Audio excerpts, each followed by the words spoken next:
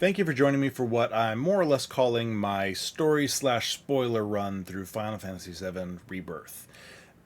This is your warning that from this point forward, this video and all of the videos in this series are full of spoilers and speculation for the complete story in Rebirth, so everything we're given in-game. It will be looking at ideas and elements from Remake as well as the original Final Fantasy VII, start to finish, so including beyond where we are in the story, the whole story start to finish of OG7. It will be incorporating ideas and plot elements from the books, On the Way to a Smile, The Kids Are All Right, Tale of Two Pasts. It will probably come up once or twice discussing Advent Children, the movie, and I will give you fair warning, it is such a convoluted story. And going back through it, for how many times I've watched other people play, I've watched my play, I've recorded these videos, as many times as I've gone through it, there's always new ideas and thoughts that I have while doing stuff, so you'll see little interruptions occasionally throughout the video, like this! And those are just, during the editing process, something I forgot to mention. I came in and thought of it, and so added it in after fact. So if those are annoying, sorry, but it is what it is. So I want these to generate discussion. I want to hear your thoughts, so please join me in the comments. Tell me things that maybe I missed. If you see something you missed, let me know. If you think I'm wrong about something, please. If you think I'm going off into crazy town, if you think I'm on the right track, great, let's talk about it. Maybe discussion will raise some more ideas. Anyway, without further ado, thank you for joining me. I love this game. Hopefully you do too, so let's get into it. Welcome back to my story and spoiler mode playthrough for Final Fantasy VII Rebirth. I'm just recording enough to get us going here and pick up where I left off. So there will be a brief pause in the video after I'm done here, and we'll keep going tomorrow probably for me. I do want to take a look at the map real fast when we get out of this cutscene, and I want to look at the distances mentioned just because of what Sid said before in the at the very end of the last video. Anyway, thank you for joining me for this, and let's get going into the story because Chapter 11 is going to be crazy, full of story and spoilers and discussion and all the fun stuff and the reason why we play and love this game. So, let's get going here with the long shadow of Shinra. Watch the propellers! How did we not get chopped to bits there?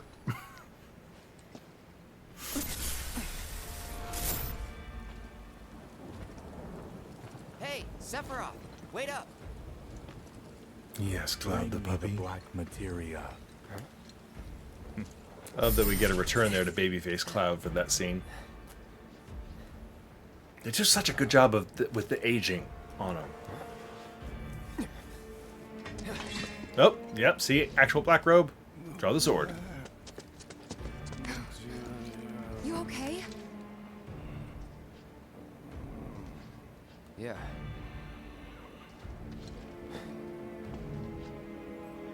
Looks like we're not the only ones headed for Nibelheim. Huh.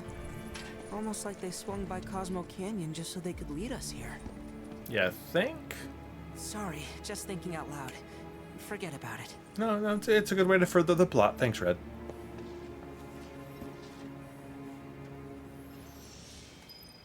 Okay. Yeah, let's think about this seriously. So we flew... Alright, the airstrip is over here on the edge. Probably about here. Yeah, I guess, okay, so I mean, I guess we picked up the flight probably somewhere around here. Or over here, because we kind of circled around the side to land here. So, maybe it is longer to get from here to Nibelheim, because the Gingaga airstrip is right over here. Is that white thing. Yeah, okay, so that is a little bit longer. I don't think it's that much longer as Sid is making it out to be, but, you know, whatever. He also thought his plane would be fine with adding Vincent to the mix, and Vincent's personality is just so strong it crashed the tiny Bronco. Let's see, so... Okay, so we saw from the air Nibelheim and the reactor... But what we were, that other mountain we were looking at was definitely, must have been over here. So not Wutai then, I don't think. It's really hard to tell, because Wutai is way the hell out here somewhere, off the edge of what we can see. So it's not just hidden by clouds like Rocket Town is, and whatever they're going to do with this area. So I'm a little curious about that mountain, whether that is something in this Rocket Town area that we'll actually get to see, because that was a distinct looking mountain.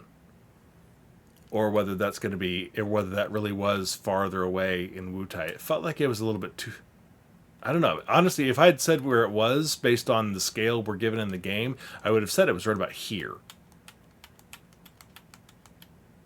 But it's really hard to tell from the way they give it to us. So, anyway, all right, I'm going to take a break now because it's bedtime for me. We'll pick up right here and take a look around the airstrip a bit and see if there's anything interesting, and then we'll head straight up to Nibelheim proper, and we'll get going. So, see you in just a second. So I hopped on Choco back just to sort of wander around the airstrip, and it reminded me, I mean, obviously, all the frigging planes that are here, and the fact that there's a functioning airstrip. And you don't really get an explanation in-game that I can remember. Maybe there was one that... but there's not one in the world intel necessarily. But if you think about sort of the world lore, the communication towers that we've been hooking up for Chadley were all Republic era towers that fell into disuse under Shinra, and the Republic was the Republic of Junon. So presumably Nibelheim, the Nibel region, was part of the Republic of Junon, since we have towers scattered around.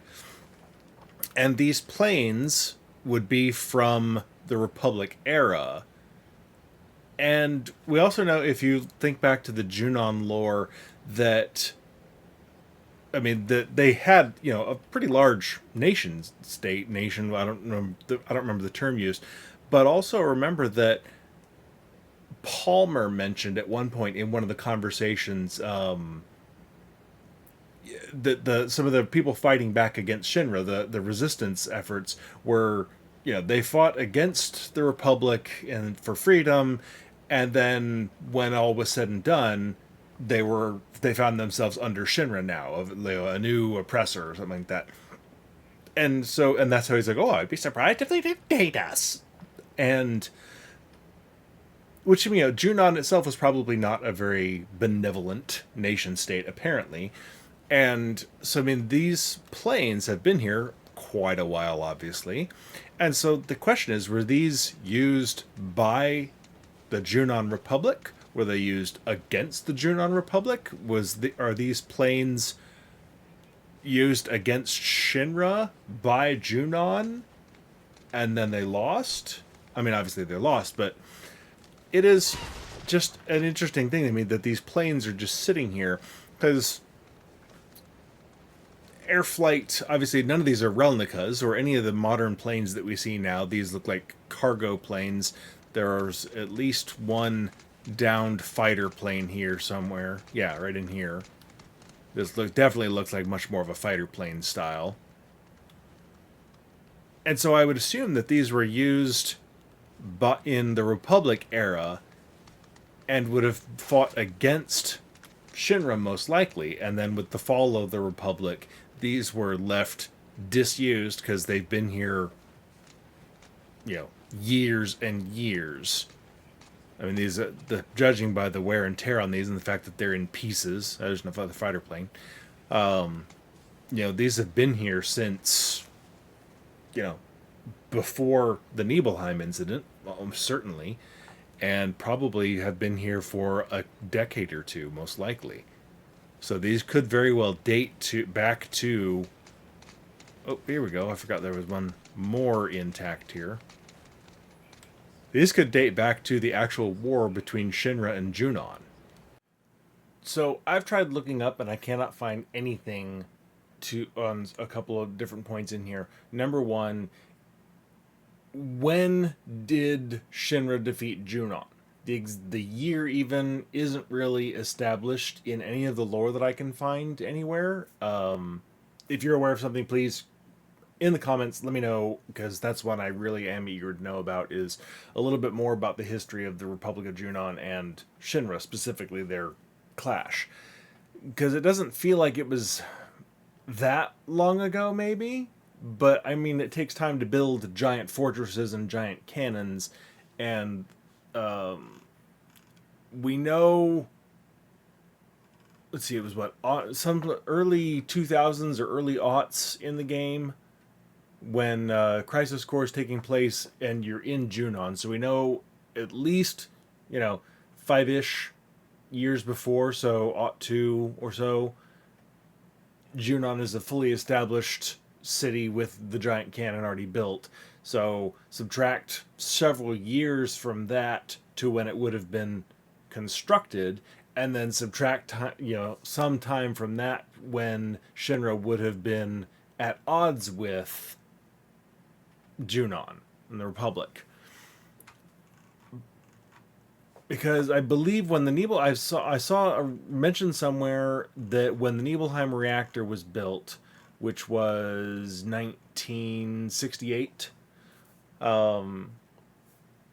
part of it was constructed in Nibelheim partially because it was far enough away from Junon. So Shinra already had, if not control of, at least a vested interest in the area of the Nibel region. So Nibel would not have been part of the Junon Republic, which I think I asked that question somewhere in this bit, not knowing, and it certainly seems like Nibel was not part of the Republic. Tower notwithstanding. So the reactor was built, and Shinra Manor was built. Shinra Manor was in 1960, excuse me. So Shinra was already there.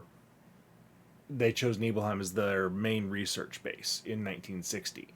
So 8 years later was the first reactor at Nibelheim, and so somewhere in the there's only a 40-year gap between the reactor being built and modern day, 39 years. And so somewhere in there, they built the reactor, and they did it there to keep it away from Junon, so they were still at odds of some form or another with Junon in the late 60s.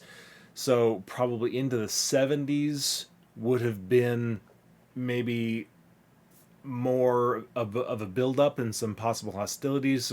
Maybe the airstrip may have been built for ferrying in materials for the reactor and then transformed into a wartime strip, hence the cargo and fighter planes. That's totally a guess on my part. We don't know the sequence of events. I'm hoping there is something somewhere that someone could point me to that would have some more information, or that it may be forthcoming since they've expanded the world so much. It may not exist yet, but they may still tell us. The one note that when I was looking back at this that it kind of struck me as a weird, we'll call it a coincidence, was the year before that. So that was 1960 when Shinra first started building Shinra Manor. The year before that was in September was when Shinra discovered Mako energy. That is also the year that the Gi broke out and Seto gave his life stopping them. I don't know if that's a coincidence or if we may find out at some point that there is some connection between the discovery of Mako energy and the release of the Gi, which at this point, there is no explanation for how they got out then. Because as Nanaki asks, well, how did they get out if they've been penned up and trapped behind those things? And even Bugenhagen's like, oh, it's, we don't know. It's a mystery. Well, I mean, it seems oddly coincidental that same year Mako energy was discovered. I don't know what the link there would be, but it would not surprise me if they gave us one in part 3. As we're wrapping up the Gi quest specifically, we may discover that whatever enabled them to get out also had a hand in Shinra discovering Mako, such as an entity of Genova and influencing things. I can't say it's not a possibility. I don't know how probable it is, but I can't say it's not a possibility. So, anyway, yeah, so I'm still have a lot of questions about Republic era world politics and the status of things, that they've given us so much, which really just makes me realize how much more I really want to know about what's going on.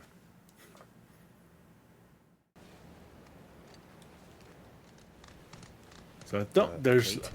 I Oh. meant to tell you before, but the terminal's probably gone. Nibelheim burned down 5 years ago. It did, aye. Not to worry though. The terminal is as snug as a bug in a rug, because Shinra wasn't about to let that facility burn down. Meaning the reactor? Well, that's important too, but no. I'm no expert on Nibelheim, but what I do know is that it's the only lead we have on that materia. So, not much choice. Yeah, it's this or nothing. We should get going. Alright, so the only non-plot lore that I can think of in this area really is the Chocobo thing. Where is it? Yeah, it's over here. Is Chocobo Sage and Billy, which is interesting, but I think that's sort of pretty much a sort of a self-contained story. There's not really plot around it, so I'm not really going to bother to go over there. And everything else that's over here is all, you know, region intel and Odin stuff, which I gotta say, Odin is still one of my least favorite fights in this game. I'm much better at it now than I was to begin with, but man, he kicked my butt so hard. Like, I didn't beat him until post game because I had to do the Gilgamesh stuff. I don't think I beat him before I went off to chapter 14 and went to the temple, if I remember right.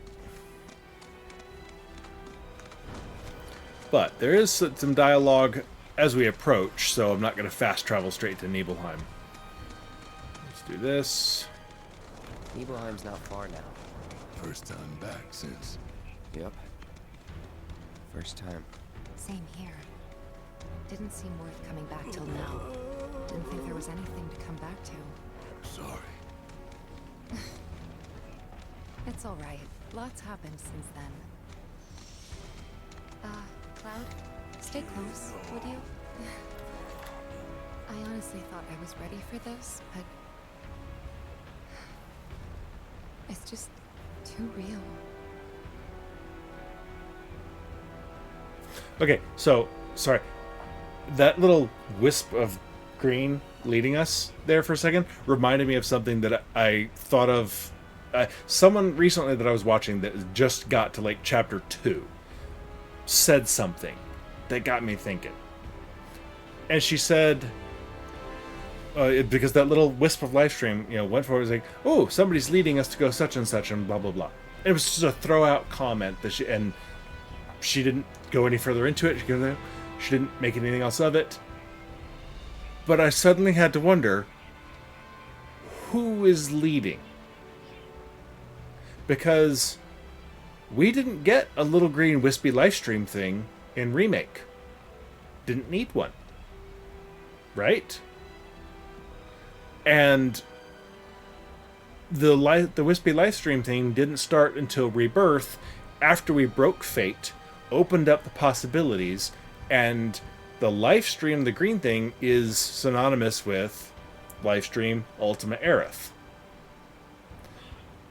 That, if my, you know, in this theory, throwing it out there just for the hell of it, because it would not surprise me to learn that that is Ultimate Aerith leaving us with little guides of live stream, and it's a stupid thing. It's, you know, it's the golden trail in Fable. It's not a plot point. It's not important. You just glance right past it. Oh, that's the way I'm supposed to go. Thanks.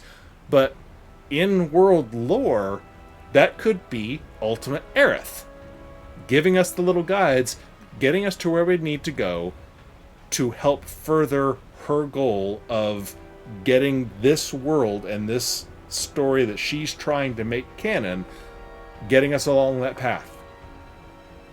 And it was just a throwaway line that this person said that made me think about this, and I'm on board with this theory. I'm on board with this thought now that I've thought it through. Because I don't see why it can't be. There's no reason it is. There's no reason it has to be, rather. But why the hell not? So, yeah, but this is the first time I've seen it in a little while and really paid attention to it since I saw her stream. And because you just immediately think right past it. You don't pay attention to the thing. And it's so subtle and so little, but like it could be an indicator of something very important. So anyway, since I just saw it, I thought I'd bring it up. Alright, and no chocobos allowed beyond this point. Wait, what's the dismount button? It's been a while. No. Oh, sure, the bird just goes and runs ahead there, I guess. Now, Nibelheim still has always just struck me as so frickin' weird. What? I thought... I love that you can see the bridge up in the background. It's just there. I love the detail that is... This is just the world. Cloud, look at this.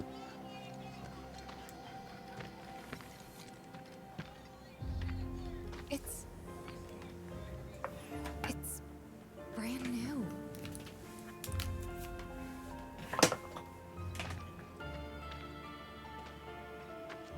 They rebuilt the whole village.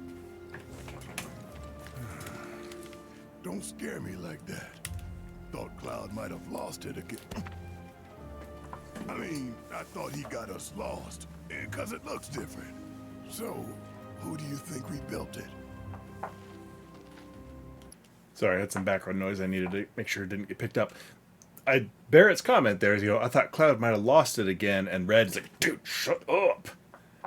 Goes back to my long-standing thoughts that they're having these conversations about Cloud behind his back. And about how, all of his issues and his, brain farts and everything that's been going on with him is every now and then they drop one of these little comments that shows they are very aware of what's going on with him, and they are also very invested in not frickin' talking about it around him. So... Shinra. Never mind all that. We've got a terminal to find.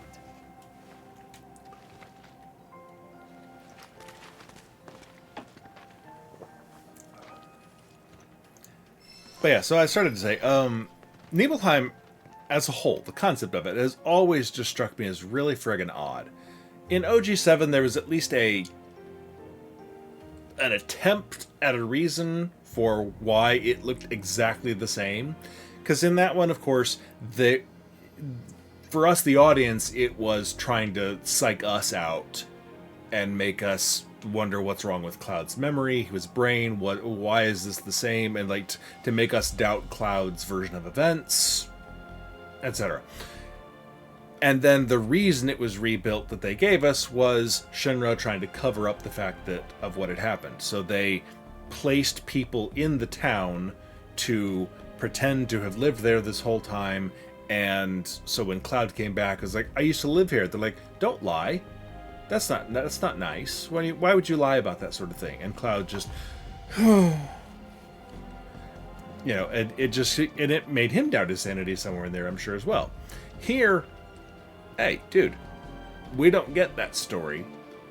Now, obviously, this is a treatment center for Mako victims, etc.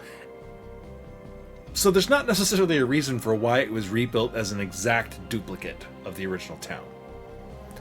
I don't know if there needs to be, but kind of in the back of my head, I'm like, there is not a rational reason for it given to us here, that they would have duplicated the town exactly. Built up facilities here, built something here on the ashes of Nibelheim, fine. They're going to reuse the land, Shinra bought it up and converted it into this use, no problem. Rebuilding the exact replica of the town, a little weird. So This is Nibelheim. What I'm not seeing Current patients weren't. is any arm tattoos. I hear they're planning on building a new Where are they? patients. What do you say we push for a hot spring? Good idea.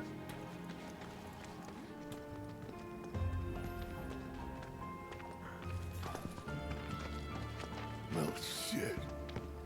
Well, we get past some of the generic dudes down there. Maybe we'll find some with tats. And look, locals. Yeah, see, they're not trying to pretend. Only they aren't quite the same, are they?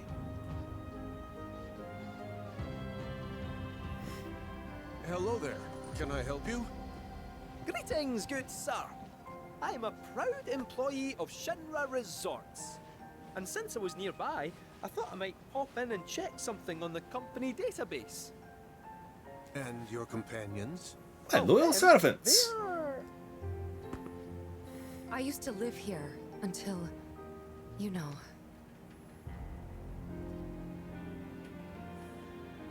See, and this guy's like, oh, okay, well, And are you let me just aware explain of what everything up front Nibelheim now. is now? Nope. Which, No idea. glad of. I actually had it spoiled for me because I did the region 5 intel years and ago, read Shinra about it before we assumed got direct here. Control over this village. It now serves as a treatment center for Mako poisoning. All property rights have been transferred. If that's why you're here, contact Special Facilities at Corporate. They'll be able to help you. Very helpful. Thank you, sir. Ah, but the database. I'll not be a wee minute.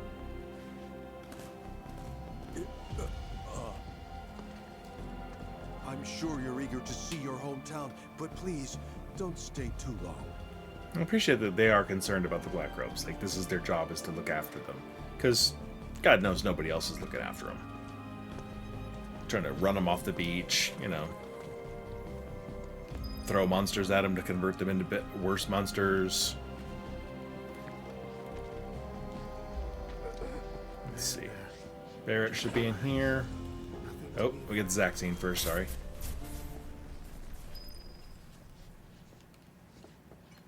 We'll get to that after I've talked to They're people. everywhere you look. You don't really think that all these guys decided to get up and shuffle over here of their own accord, do you? Course not. This is Shinra's doing. First, and yet, oddly they raise enough, the it's whole not. village 'cause it suits them. Then they build a fake I mean, they've one been right on top facilitating of it, but they're not We can't let those technically the corporate ones behind bastards it. keep getting away with this shit. We gotta do something, right?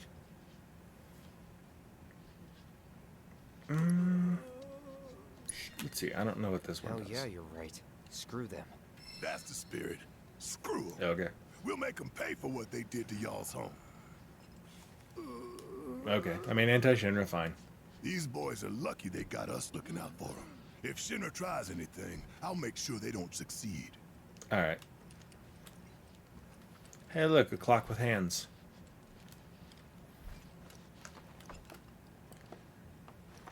Love the ruby weapon back there.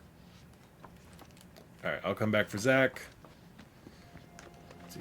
Aerith. Yes, we're absolutely going to climb the thing with This you. always been here? Yeah. Yup. I even went back and verified it. Screams, climb me, doesn't it? So let's give the poor thing what it wants and see the sights. Hey, don't just.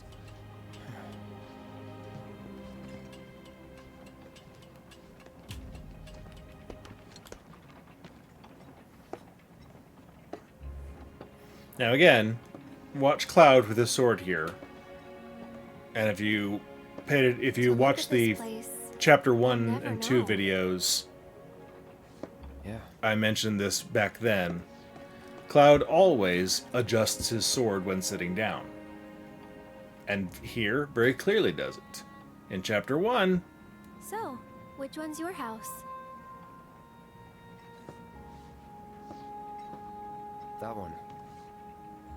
Aw, looks cozy.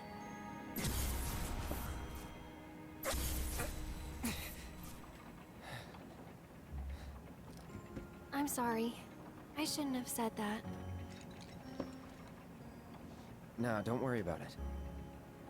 It's all new to you. That building right there is the inn, where I stayed 5 years ago. Okay, off goes the sword so he can sit down. You got the town hall, the general store,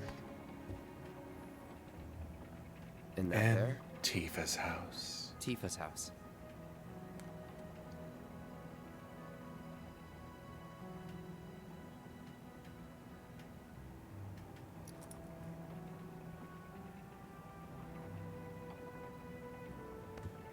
So let me guess. This is where you kept lookout. Huh? Come on, you never came up here hoping she'd wave?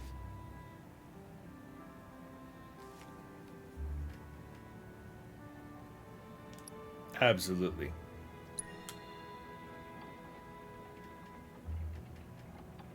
Probably. Sounds like something I'd do.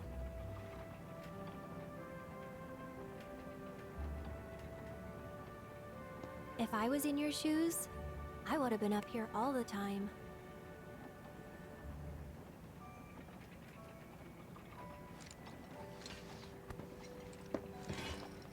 I'm gonna head down.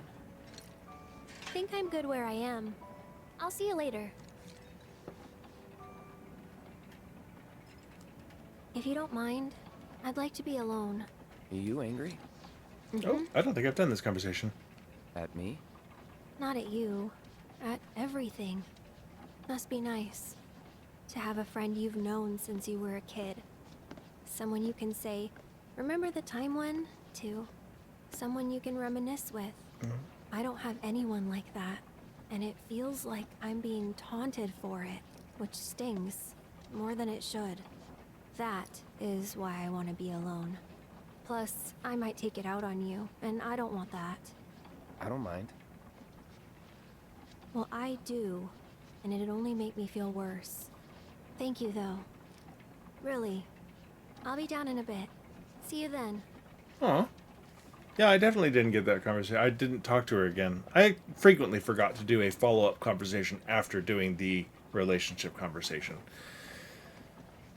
But yeah, I mean, and as I said on the Ghost of Del Sol chapter, I mean, or no, Cosmo Canyon, Aerith, her early life, the first, 7 years, I think, or so of her life, sucked. I mean, they were spent entirely in Shinra building. And then after that, she was under the watchful eye of the Turks, even when whether she knew it or not, depending on how old she was. And she kind of fit in to some of the other kids, but like we even saw from her memories in Remake, in the train graveyard, that her memories as a kid don't really seem to be all that positive. Like, it seemed like, I mean, like she... And it's not really clear whether that memory that she's there is accurate or not, because it looks like she was hiding and nobody cared to go find her, and so she was left all alone. It's like, we don't need to go find Aerith. She can stay hiding. We don't care. And so it's still, I mean, even when she was a kid and growing up, she still seems to have had a very lonely existence, and was still kind of on her own by the time Zack came along and we first met her in Crisis Core. So you can't help but feel bad for her, really. Fresh air, peace and quiet. Not a bad place to grow up.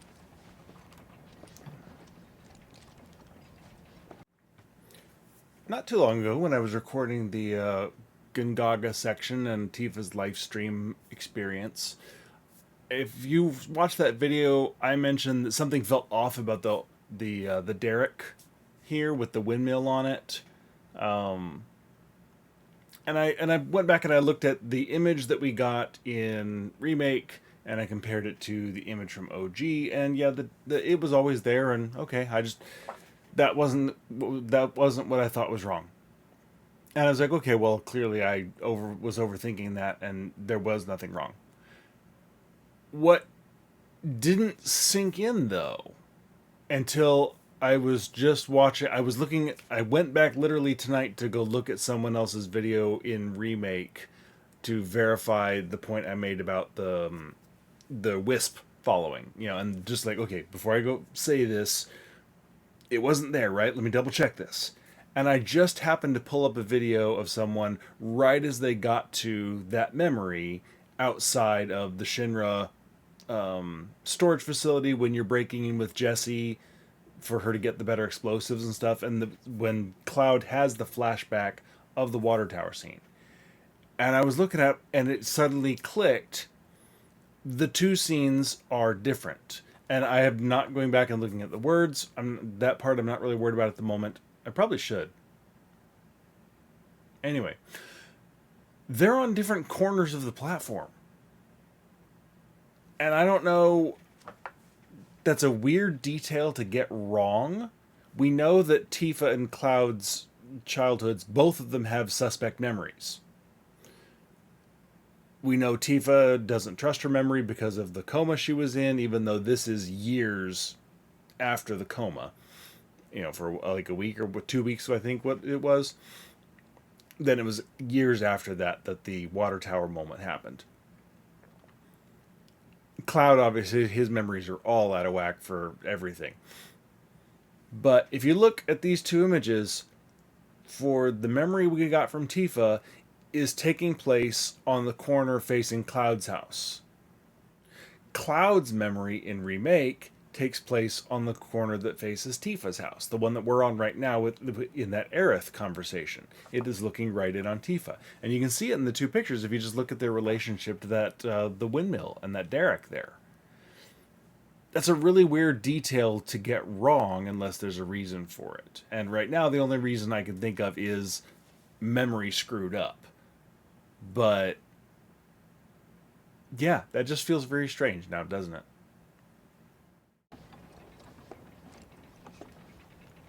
Some of them even form naturally. No way! Naturally? Oh man, you got my mouth watering! Yuffie. What are we waiting for? That materia needs me. Oh. I've said it before, I'll say it again. Whatever man or woman to the sky. eventually Yuffie gets together with, it will probably have to be made out of materia. Spread those hands. Keep your eye. Well now, who might you be? Ah, that's right. You're the ones Nick was talking about. New in town, aren't you? No? Ugh. In that case, you ought to know better than to interrupt a busy chef, hmm? I can leave. No, I don't mind. Could use someone to talk to anyway. Then again, I sense you're not much of a chatterbox.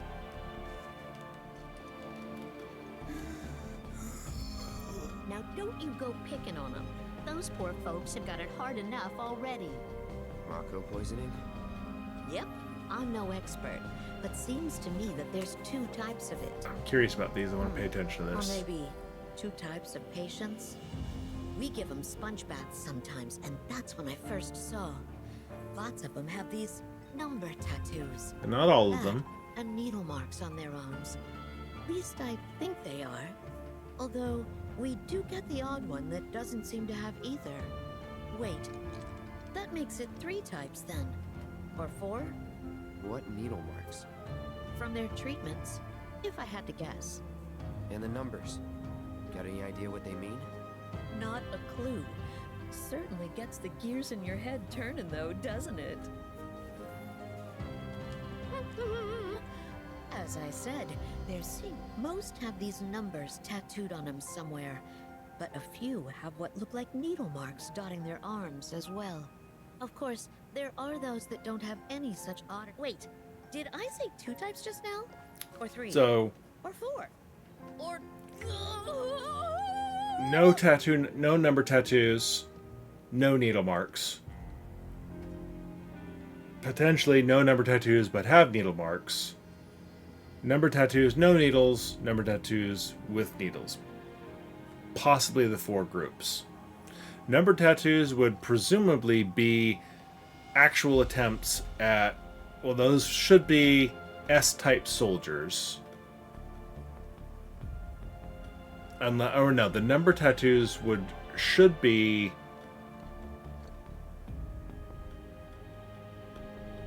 Well, would those be S-soldiers, or would those specifically be Hojo's attempts at cloning Sephiroth? Would those be Sephiroth clones?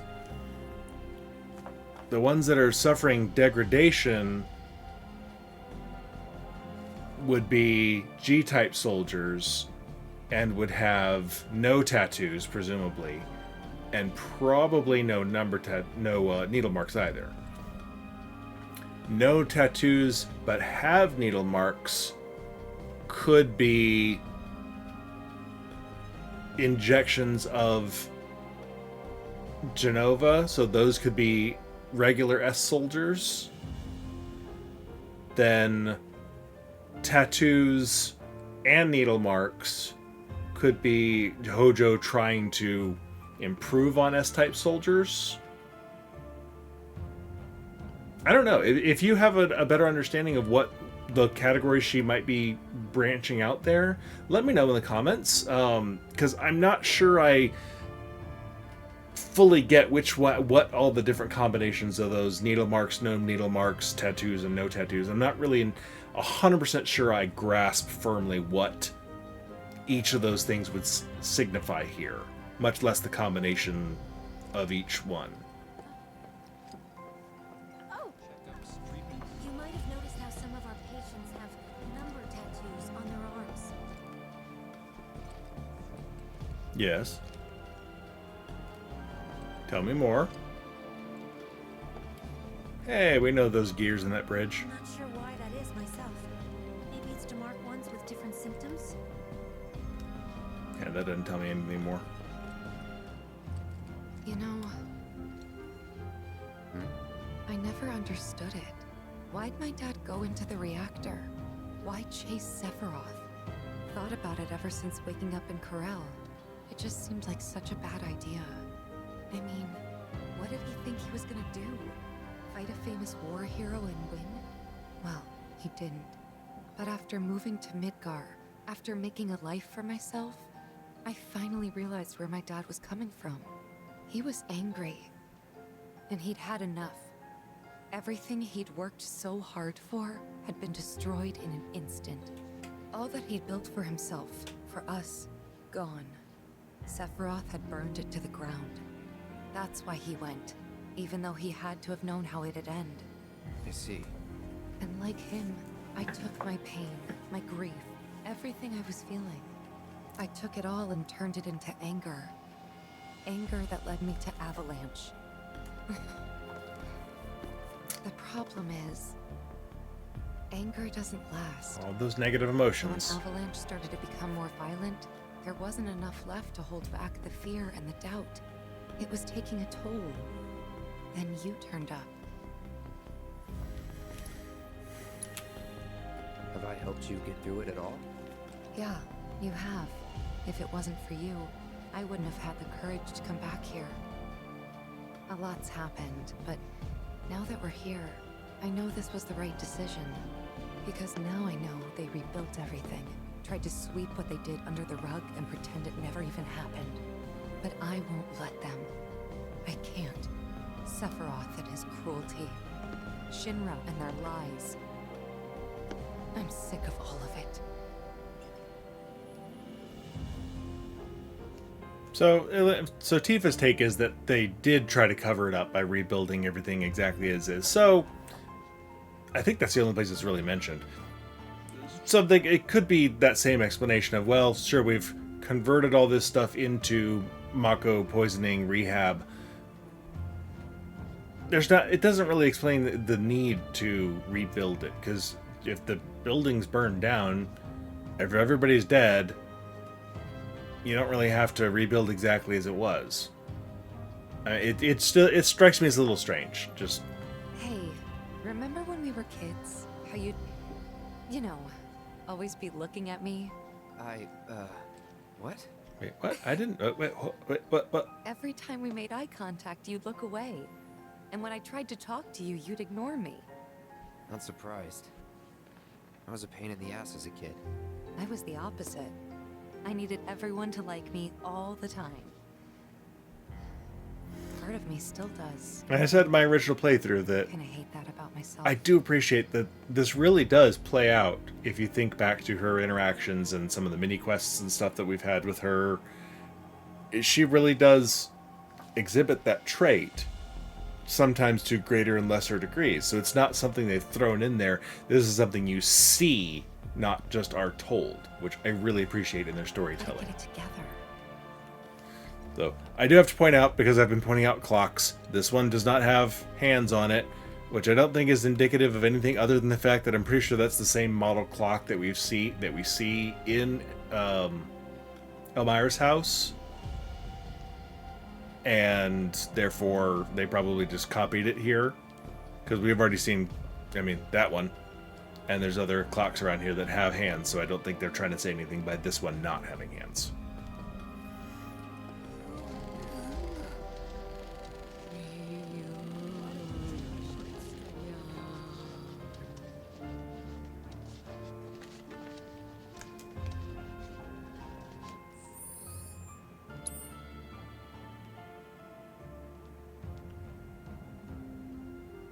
That is the only time I remember seeing or hearing a female black-robed character. Interesting. I don't remember ever seeing another one that was like that. I just heard the voices. She walked by. She is a shorter body model than all the other ones as well.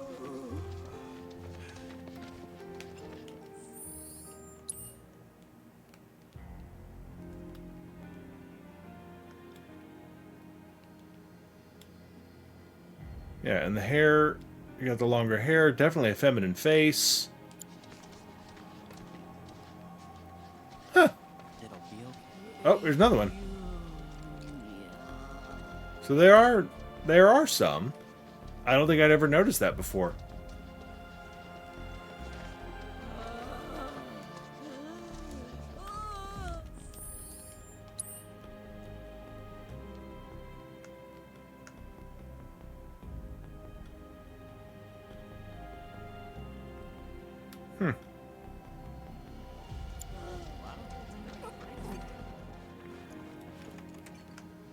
So what's the story? Because for a cat, he has an awfully high level of clearance. It's more than a little suspicious. No average employee should be able to access what he can. Mm-hmm. I understand. I just go where the company tells me, that's it. Gonna need a smidge more time. So I have no idea where Red is. I have never found him here, I don't think. I don't think I've seen anyone find him, rather. So, and I've looked around, I can't find him. But I guess I'm just gonna go up and say hi to Zack, I guess. Oh, and here we go. So as I've said multiple times now, when these fuzzies happen, and all the changes and all the screwiness going on with Cloud's head, I've never been entirely sure how much of it is Jenova screwing with his head, and with Sephiroth influence potentially, and how much is just his own personal trauma rewriting his memories for his own sanity's sake. I don't know that it's... I always got the sense, at least, I'm trying to remember if it is explicitly stated that Jenova is screwing with his memory, ever. Because I know in OG, the explanation is, that Jenova crafted this persona of him based on Tifa's memories, and etc. So that was who Cloud was supposed to be, was this fake persona in this body of a trooper turned soldier that who wasn't really Cloud. He just borrowed Tifa's memories. But kind of the impression I always got was, especially in Remake and Rebirth here, is that Jenova / Sephiroth have been screwing with Cloud's mind as part of what's going on, not just his own trauma. And then here, of course, is his Zack has reasserted himself in Cloud's memory by virtue of having gone to Gungaga, by Aerith bringing him up, and all these other things, enough that Cloud's brain can no longer deny Zack's existence. And so starting here, we get a readjustment and a rewriting of his memories to allow Zack to have existed and have been part of it. And Cloud just forgot that that's who he was. He thought he was just another soldier, but no, it was really Zack, and degradation made him think that. Which, of course, Cloud doesn't suffer from degradation.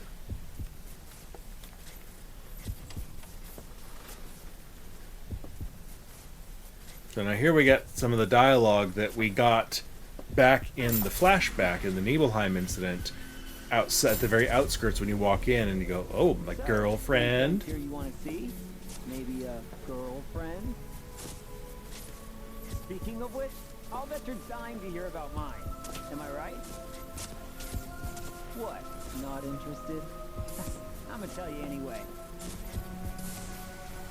She's real pretty. No, beautiful. Kinda depends on the angle. She is beautiful inside and out, Zack. Yep, real city mouse. And you're a country mouse. Zack. Zack Fair. From Gringaga.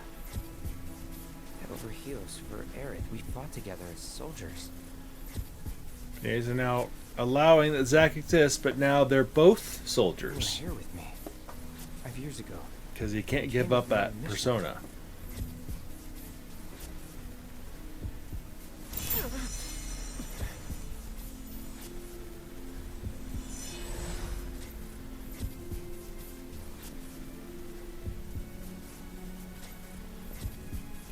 Where are you? What happened to you?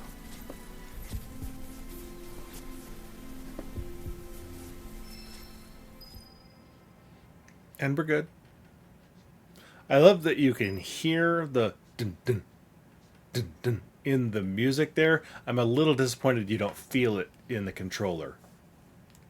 I think that would have been an awesome haptic inclusion. So we've seen this picture before. I still don't know exactly what it is.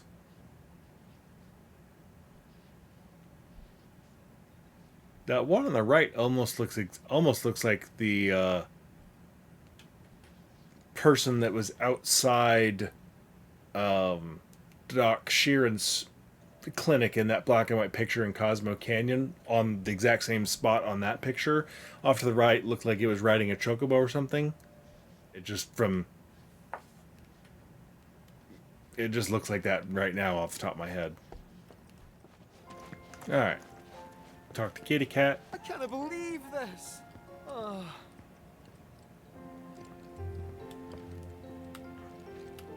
I should have known it was too good to be true.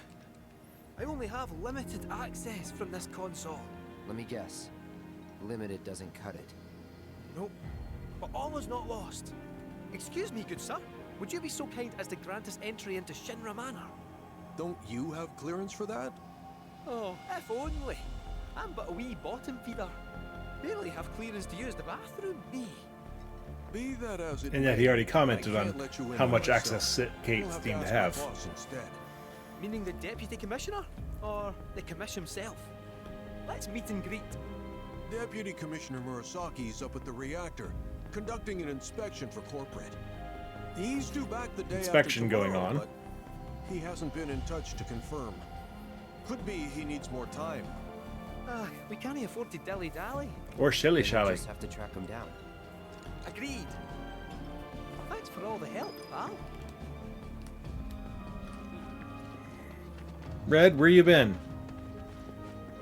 So, you're headed to the reactor, huh?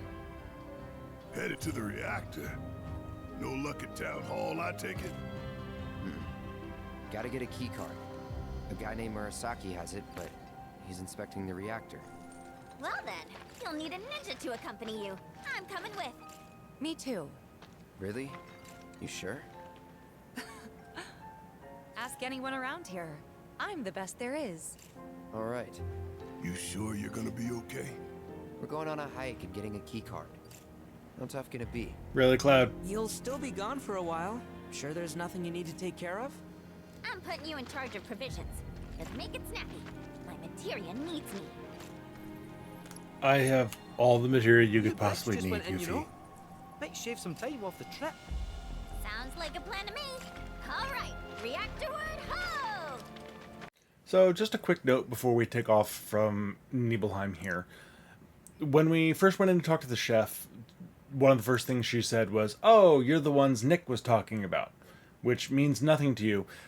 If you have read The Kids Are All Right, though, then I'm pretty sure who she's referring to is Nick Foley, who is a guy who had a bit of a thing for Evan Townshend's mom. Evan is Rufus's half-brother and the main character of The Kids Are All Right, by the way. And his mom, Annette, left to join the Nibelheim, the resettlement project. So apparently not everyone died in the Nibelheim fire, it seems. And so that's when the guy was talking about, well, Shinra bought up all the properties and transferred all the rights, etc. There were survivors of some sort, either who just weren't there at the time or who lived through the fire, because, you know, Sephiroth may not have gone house to house or behind the houses, etc. So there were some people who survived, and apparently there was an effort by Shinra to resettle them, even as they were rebuilding the location. And Annette Townshend and Nick Foley went to Nibelheim around the time of the plate falling in Sector 7, because they were apparently gonna be doing that, and Evan got mad the way they approached him about it and didn't want to go, and he took off mad, and then the plate collapsed. And so his mom left him a note and some money and left with Nick to go to Nibelheim. And it was a well-paying job. And if you listen to some of the dialogue around town, you hear people saying, it's like, "Oh, my time here is up in 6 months. I want to go out on a good note." And they talk about only being here for a certain amount of time. And basically Shinra just brings in people for limited stays, pays them apparently very well for it, and then shuffles them off somewhere else. Supposedly then Annette, when the Black Robes take off for the Icicle Inn and they start heading north again, she goes with them and keeps tabs on them. I'm not sure what happens to Nick. I know eventually he makes his way back to Midgar to try and help Evan find his mom later on, and it's a whole thing. Read the book. But yeah, so I'm pretty sure that would be the Nick that they're referring to, and he was the operations manager of the resettlement project. So he could be the commissioner that they're talking about, because the deputy commissioner is Murasaki, and that's who we go track down coming up in a minute here. Well, they don't mention who the commissioner is.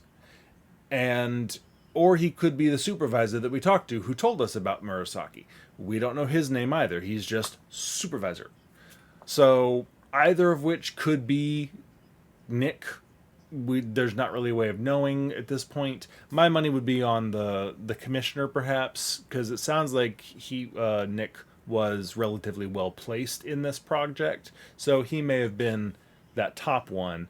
And, you know, the cook says, "Oh, you're the ones Nick told me about, like, oh, there's going to be people coming, etc." So that would seem to line up that he's telling people about people coming into town and that sort of thing. So he may be the commissioner in all this.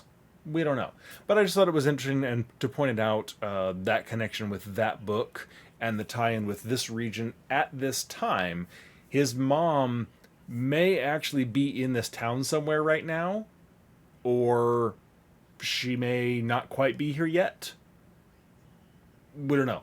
My money would be that she is here and just isn't named. I walked all around the town looking for any references to Annette, any background conversation, or even references to Nick. I didn't find anything. If you're aware of something that I missed, let me know. Otherwise, I don't know that they bothered to put it in here. But theoretically, she could be around Nibelheim right now, helping some of the Mako patients, and when they shuffle off towards the north at the end of this game, she could theoretically be following soon after.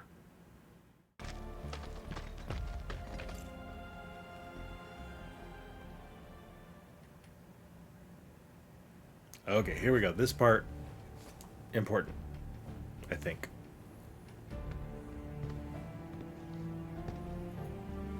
Sir, we've received word about the Nibelheim survey team. It appears they were ambushed. By Wu-Tai? Survey team ambushed by Wu-Tai.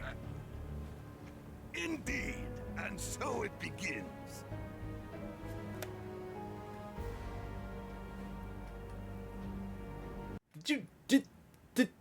Did you see that?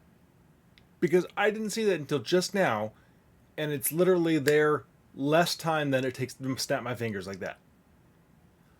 Look at this. I'm slowing it down to like 30% speed, and I'm gonna loop it. Right as it switches to Rufus's face, there is a frame, like that brief of the flash, the Sephiroth, Genova memory, whatnot flash. I don't know what that means here, but that feels not like an accident. I just quick scanned through the other Rufus scenes, like with Glenn especially. The only other place where I can see anything like that is, of course, when Sephi Glenn shows up in the ending of the game. You get the full-on staticky effect when he appears as Sephiroth, etc. I didn't see anything when it's just Glenn and Rufus around, though. But see, now it's making me wonder about this scene, because in the next section of the video, when we actually get to them going into the reactor, I question the whole scenario about who did what, when, to whom, etc. I will probably have to revisit this thought when I get there, because what if that's not Heidegger? What if that's Sephi Glenn Genova entity again, coming in to tell Rufus, Wu-Tai did this thing. Wu-Tai killed the survey team, just to make sure that Rufus is on board with this. Wu-Tai is doing things here, when in reality it may have been, there may not have been anything going on, or any of the scenarios that I will outline when we get to the reactor scene. This could be absolutely nothing. I don't think I've ever heard anybody notice that moment there, and I didn't either until literally just now, and I've seen this scene, 8 to a dozen times by now. I don't know. I'm not sure what else it could be. So my guess is it's either impersonation of Heidegger for this moment, or some other form of messing with Rufus, or it's completely like a freeze frame, fraction of a second nothingness, because there's no storm going on outside. It's not lightning. I don't know what else it would be. So it's either an accident or it's something going on with Heidegger, are really the only two things I can see at the moment. Got another interpretation? Let me know. Otherwise, I'm rolling with that for now.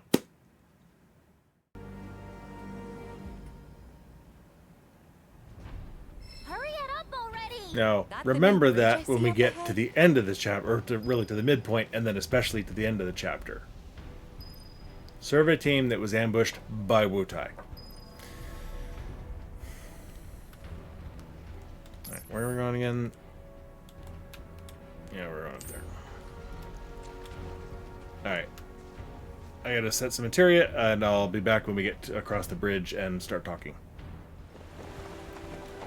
And here we go.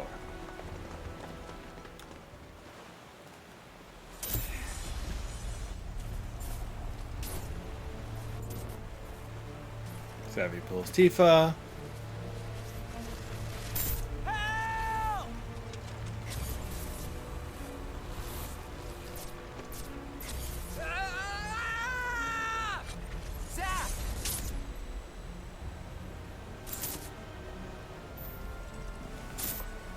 He's in Fate's hands now.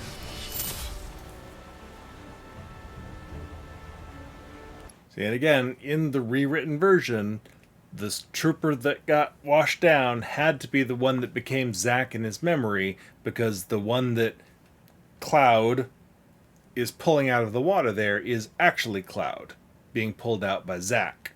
So changing the other one into Zack allows that moment to be preserved of Cloud rescuing the trooper. What is it?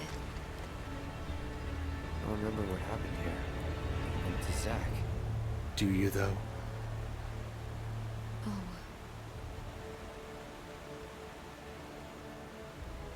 Bridge broke. He fell, got swept away by the current. I think he's dead.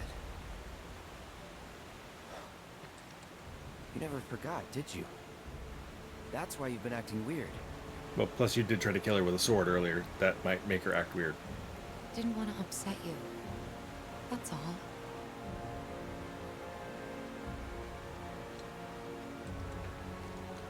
Zack was my friend. How could I just forget him like that? Because you're spiky hair McCrazy Pants. Degradation. It's hollowing me out, bit by bit. See? Now the surety in her voice. You're wrong. You remembered, Cloud. It'll be okay. Every time the degradation comes up, they're like, no, that's not gonna happen to you. I know it.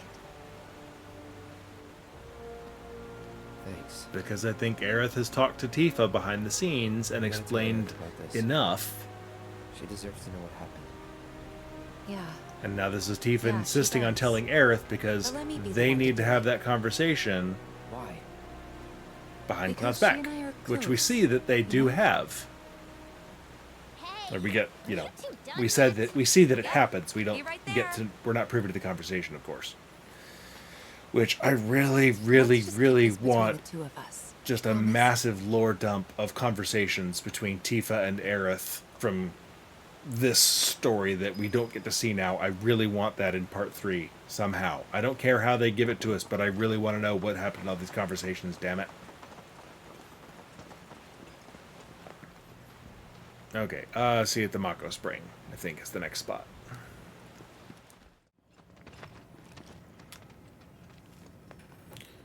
Okay.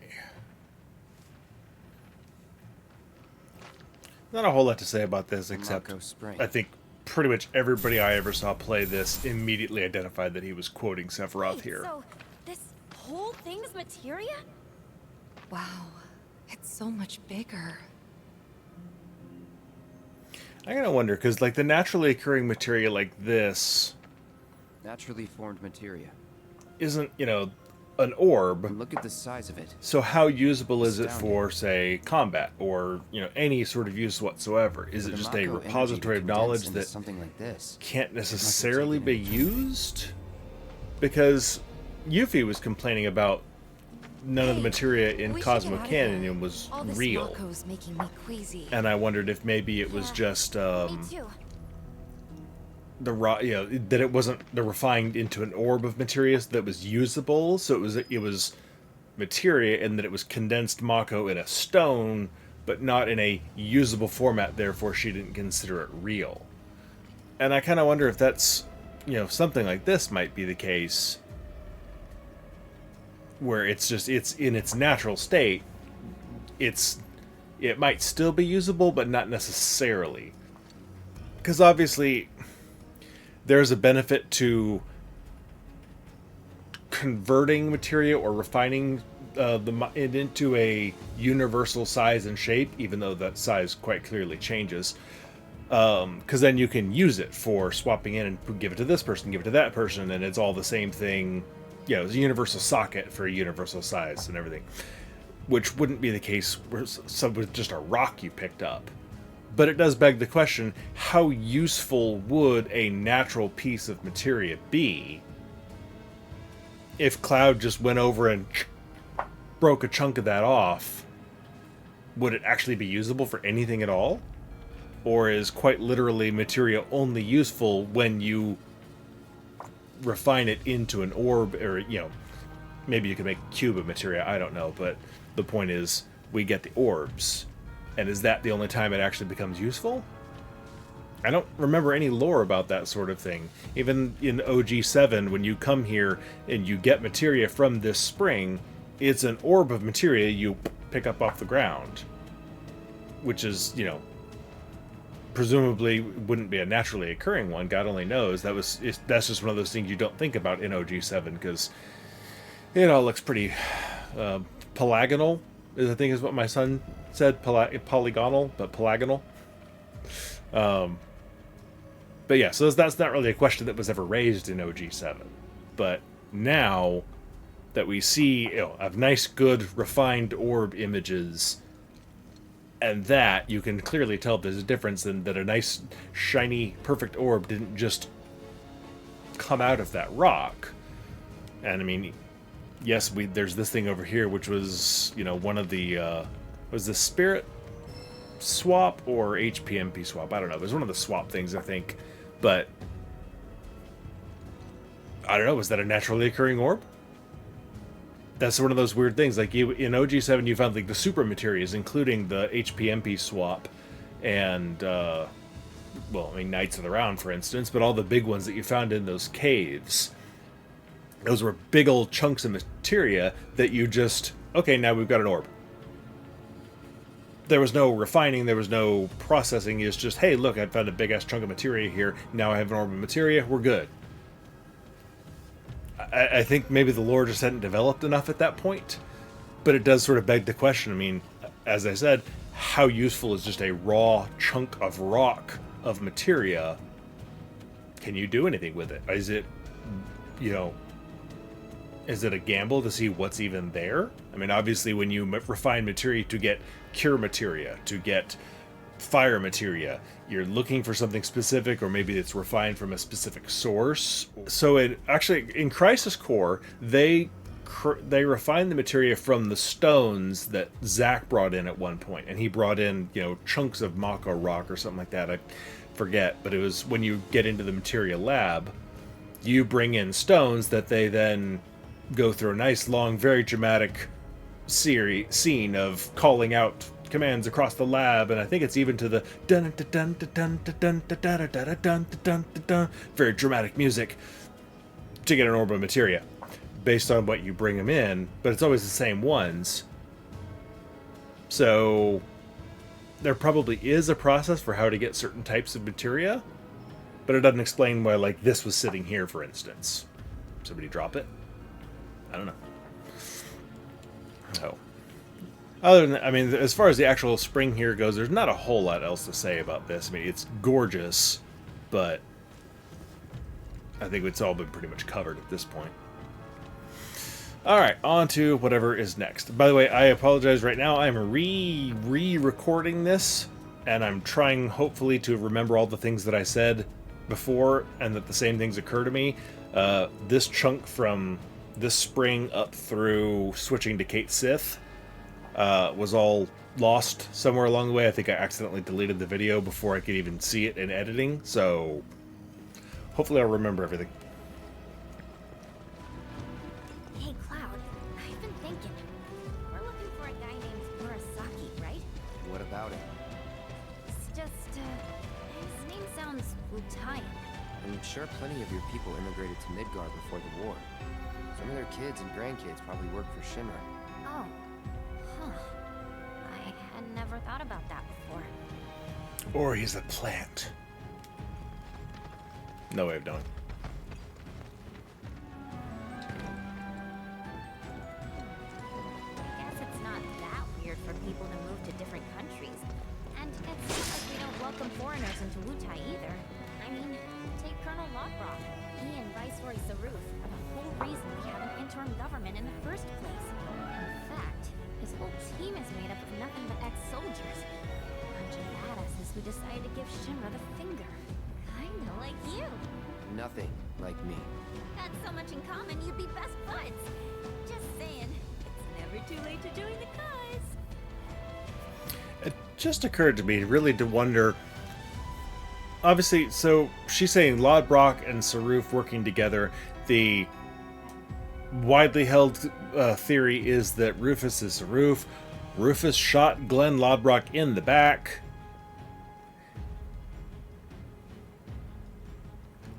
Yuffie is talking about Lodbrok like he's still alive. So either Sephi Clone has been in place the whole time impersonating Lodbrok, or far more likely Lodbrok survived, and this is what I think, is that Lodbrok is still alive and is actually over in Wutai doing his thing. But then it begs the question, is if Rufus really is Saruf, it sounds like Saruf and Lodbrok are supposedly have been working pretty closely together. Glenn working with the person that shot him seems unlikely. So if it is Rufus, is he somehow keeping his identity concealed even there? Is he, I don't know, wearing a disguise? Or does he have someone taking his place as a body double, you know, is he Padme Amidalaing it so it looks like somebody else, but he's the one pulling the strings? You know, I mean, there's some options there that I don't know that we know enough information to really guess, but it really just, I'm sure it's occurred to other people, but it really just struck me now is, how are they working over there together if Rufus is Saruf? I don't know. The other half of my theory on this, and I'll say this again later at a later point, is that the Saruf that's over there may be a Sephiroth clone using Genova powers to screw with things on that side of the ocean and keep Wutai stirred up, and talking with the real Glenn, and maybe either work things out with him as that version of, you know, as a Rufus impersonator, and I don't know, I mean, made it seem like someone else, or took over the persona of Saruf, because if Rufus has been busy now in Shinra ever since his dad was killed, I don't know that his movements in the last month or two since President Shinra died would have gone so unobserved every second of his damn life that he could have gone and been Saruf again. So Saruf may not have been seen in Wutai since Rufus became president, for instance. The time, it's always weird because it seems like so much time has passed, but it has just been a couple of months at most for across both of these two games. And so a whole bunch of stuff could have happened just before Rufus was forced to take over as president, not that he didn't want it, that is just now sort of percolating to the top, and coming up and saying, okay, well, where's Saruf? Well, no one's seen him in a month or two. Although, again, that scene, which we'll cover when we get there, is really weird if they didn't know Saruf wasn't going to be there. So, okay, anyway, let's see. First, we get the debut of Yuffie's Final Fantasy X2 reference. Dead serious, you know. I really think we'd like an Wutai. Could bring the whole gang even. We'll start our own Spec Ops unit. The Yuffie Recon Patrol. Shinra will be afraid to even speak our name. They'll stand in awe of the fair ninja who leads her. Just in case you didn't catch it from her saying it, now she just gives you the acronym. Which, if you never played Final Fantasy X2, I know it's not highly regarded in a lot of the Final Fantasy community for some reason. I enjoy it. I like it. It's fun. The game starts with a weird pop music number, but Yuffie, Riku, and Pain, the three protagonists, are going and infiltrating this band in the concert at the beginning of the game, and Yuffie just says YRP in position, and that's her own little, it's not even an acronym, it's just their initials. But yeah, and so that's just her own little reference for who they are. I don't It's not really widely used, even in that same game, but it's still a reference to that game. So if you never played it, now you know what she's talking about. It was a reference to another Final Fantasy game. Okay, here we go. This is another one of these points that I'm still a little confused about. And I'm not sure if we're supposed to be confused or if we really were supposed to have figured something out here, to be honest. Could just be me being confused. From Wutai. Which means we're at war? But what about my mission? Did Command call it off? If you checked your email, Yuffie, maybe you'd know. Why didn't anyone tell me?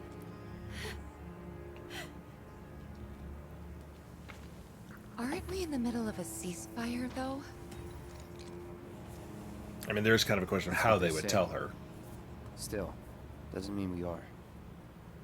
And it makes no difference to them either way. Come on. We gotta find Murasaki. Right.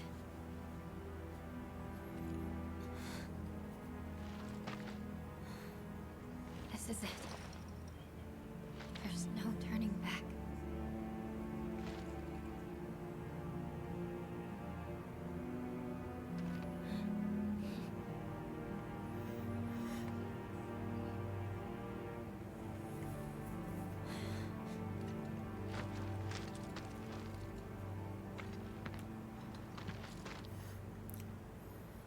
Now, the video that we get later, and since I'm re-recording this, is that I don't remember what I said when we get to that point. So, when you get there, forgive me if I repeat some stuff.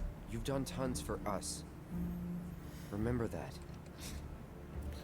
Whatever. But that spot in the film looks, to me at least, like it's right inside these doors here.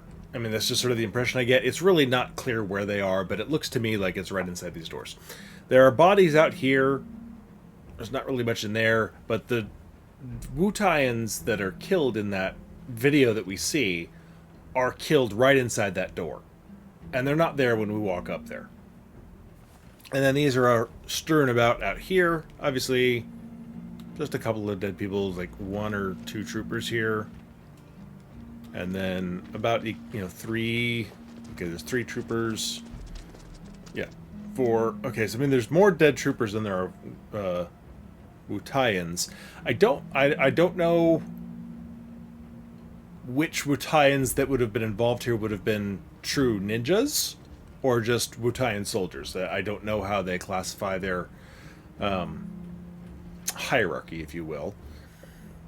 The thing that's always bugged me about that video is that the Wutaians walk in and are immediately shot and are like, oh, what? Oh, no, we're getting, pluh. Like, they, no efforts to protect or guard, or they're, I mean, admittedly, if they are a survey team, then yeah, they would not have been expecting an ambush, but it seems really naive on their part to just blindingly trust Shinra and walk into the building. But still, it just always struck me as weird that Shinra just like ambushes them out of nowhere and boom, they're all dead. We're done. Because if these people, especially if they're killed out here, why are people walking so trustingly into the building? There's a lot about this scenario here that just doesn't make sense.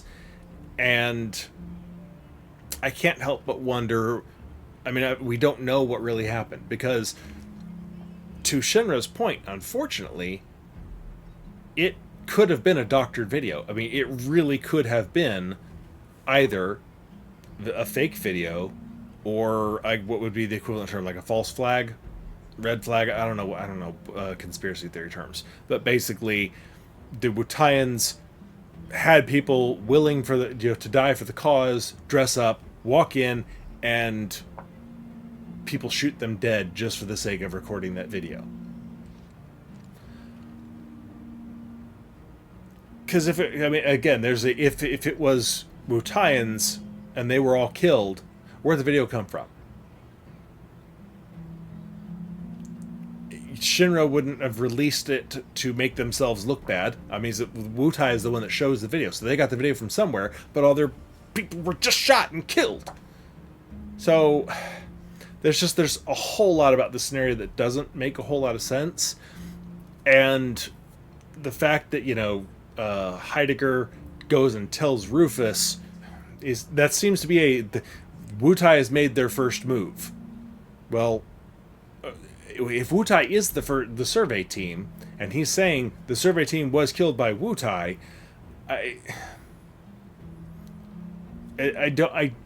I'm missing something here, and it's a little frustrating. And it's like they're giving us information enough that on the surface glance it seems to make sense. The first time you peel back a layer, it doesn't make any frickin' sense. And at this point, it doesn't seem to matter how many layers I pull back. I can't seem to really arrive at a conclusion here that makes sense to me. So if you have any theories, if you have an explanation for what actually may have happened here, let me know. But at this point, I don't know that we actually know the truth of what happened here. I don't think we have been given conflicting narratives, and I don't know that there's a way for us to know the truth yet. I'm still firmly of the opinion that there's a very good chance that there's a Sephiroth version screwing with a living Glenn Lodbrok over in Wutai, and then we have a Sephiroth impersonating Glenn here in Shinra, and that they're screwing with the two leaders of these areas just to keep hyping things up and keep them unsettled. And I think if we get either the Turks in Wutai, or for God knows if we'll get Rufus there, he does like a hands-on approach. But I think when we get the story straight about what's going on over in Wutai, I think we're going to find that Sephiroth had a hand in things over there as well, screwing with things. And by Sephiroth, I mean Genova, Sephiroth, that whole thing. So. Alright, into the reactor we go. See, look, admittedly, the lighting sucks. Thank you, PS5. I mean, it's the game as much as it is the platform, but still. I don't think I found a PlayStation game yet where the shadows didn't piss me off at some point. Going with light and dark going on there. Yeah, nobody's there though. Okay, somebody fed the Mogwai after midnight, so all these little cocoons are here now. So I will see you when this fight is done.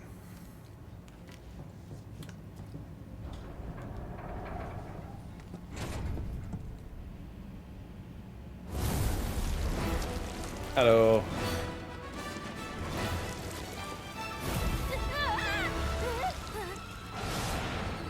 Ready? There we go. We gotta find Murasaki.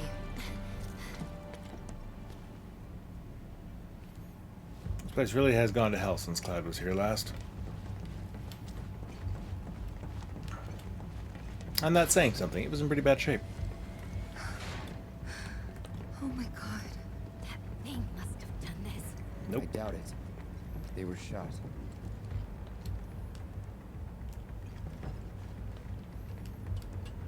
And of course, for plot reasons, none of the bodies have disappeared yet.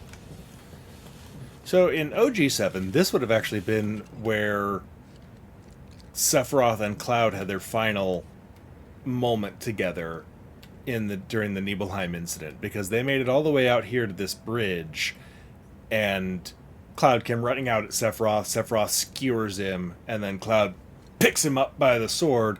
Sephiroth apparently forgets how to let go of his sword, and Cloud chucks him off the edge down there, which in here at least does not seem to have access to, the live stream right below us. So I wonder if when we finally get the real version of events, if this is going to mirror Crisis Core, where it actually happened, I think, in the room with Genova. I'm pretty sure that's where that ended up happening. Because he's supposed to fall down into the live stream directly while holding Genova's head.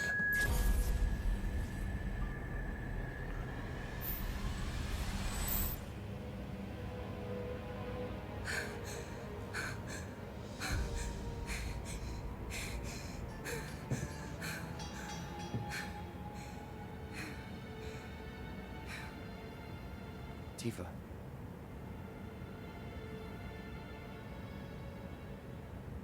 It's okay. I'm okay. An unfortunate, we'll go with the word coincidence, because there's no reason it isn't. But coincidence that Murasaki is lying in literally the exact same spot that her dad was.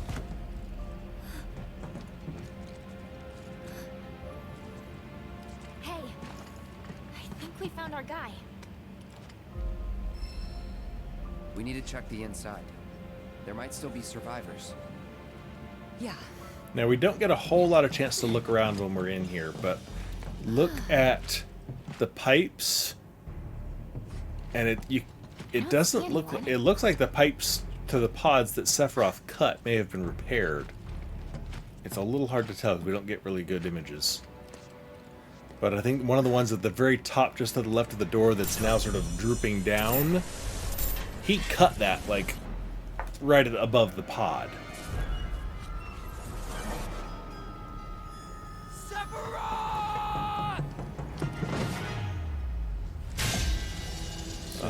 I'll put up an image if I can, and I'll try and verify that. If I can find a good shot of it. But yeah, see, look, none of these pods show any real damage. So, presumably they were repaired somewhere in the intervening years. Which would make sense. It would be silly to leave them all broken, busted, but... Huh? Kate Sith? Ah, Yuffie, and where might you be?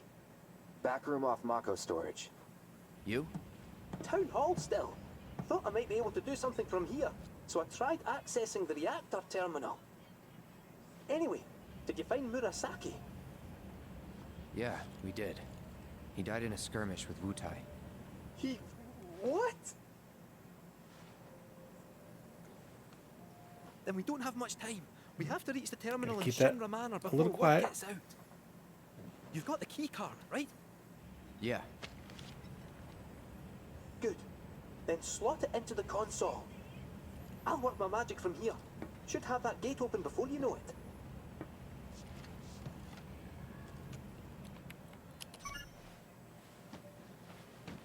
Yes! Get in there, my son! I'll go ahead and look for the terminal. See you there. Meet at the manor. Got it. Cheerio! See ya.